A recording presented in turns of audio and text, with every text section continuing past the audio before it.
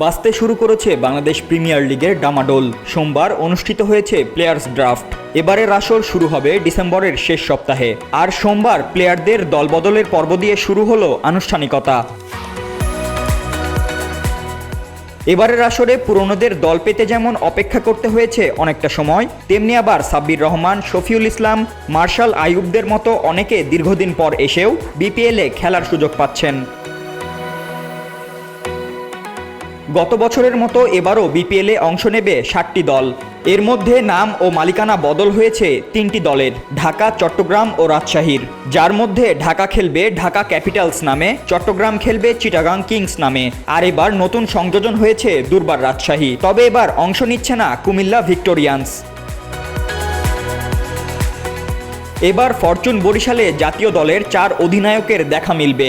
সেই সঙ্গে জাতীয় দলের একাধিক মুখ আর শক্তিশালী বিদেশি দলে টেনেছে তামিম ইকবালরা। আর নতুন করে বিপিএলে আসা দুর্বার রাজশাহী খুব বড় কোনো চমক দেখাতে পারেনি। তবে কিছুটা চমক আছে ঢাকায়। লিটন দাস আর সায়েম আইয়ুব আছে তাদের দলে।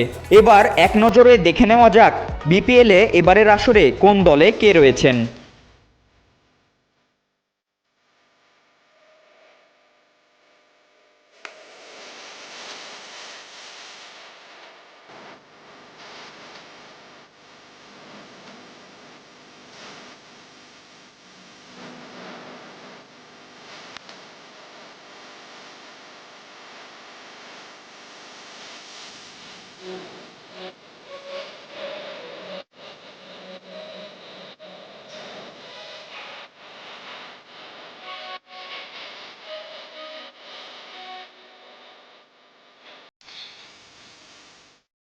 সব দিকের সব খবর আপনাকে জানাতে আমরা আসছি ২০ অক্টোবর।